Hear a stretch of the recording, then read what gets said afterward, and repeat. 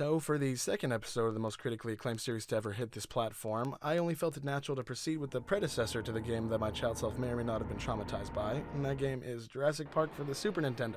And yeah, this time you actually play as Dr. Grant. Anyways, yes, though it may not look at all like this is the predecessor to the side-scrolling action shooter, it really is, and you can tell because it's made by fucking Ocean. So yeah, this game is exceedingly different in every way from Chaos Continues. It's got a top-down perspective for the majority of the game, and then what the fuck? Well, anyways, there's not too much to this one. It's foremost a puzzle game. Find some keys, do this, do that, maybe try not dying at the hands of, I'm guessing that's a shitload of baby T-Rexes. Oh yeah, almost forgot about the fucking horrifying dinosaurs like the raptors that insist on hiding in the trees and only the trees.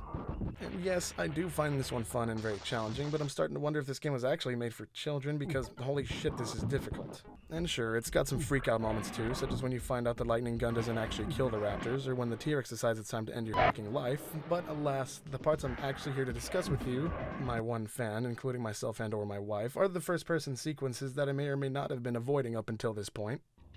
No, you never get used to these parts. Well, at least I didn't. I mean, it's just such a jarring change in perspective and pacing from the rest of the game that it genuinely just shocks you when you enter a building for the first time.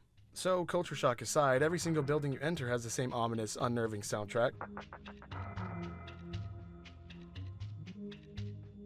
kindly foreboding to you what you've just walked into.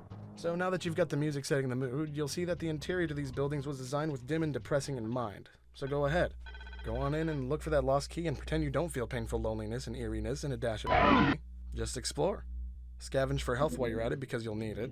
Oh, and I almost forgot, you're not alone. You've got the company of some of the most evil velociraptors you've ever seen. Yes, every door you open, every corridor you turn, and every fucking elevator trip, you run the chance of arriving into a party that you weren't invited to. And the thing is, when you're indoors and not outside, you start feeling a lot less like dinosaurs and more like fucking monsters. Many times you'll open the door to a room and find one or more of the goddamn things just unflinchingly staring at you like they were expecting you this whole time. Or even better, you could turn the corner and find one pacing back and forth like a caged beast waiting for its next meal that so happens to be wearing a blue button-up and carrying a lightning gun. Now, I couldn't tell you if the whole unflinching things was a design flaw or perhaps an unintentionally scary element that was exemplary of the technical limitations at the time. Something akin to maybe LSD Dream Emulator, where it wasn't necessarily meant to horrify you, but the presentation was unsettling enough to induce fear. Sounds like a future entry on this critically acclaimed series. Nonetheless, the fact of the matter is that running straight into a room where raptors are staring menacingly at you until you're within jumping distance, in which they will then all let out a resounding roar in unison that alone could curdle your blood, is one of the scariest goddamn things I've ever had to go through. And on another note, it's not just velociraptors waiting for you on the other side of that door. You'll have the pleasure of being welcomed into a new room by a sickeningly dark green Dilophosaurus, staring at you with its head cocked to the side like it's f***ing insane or something.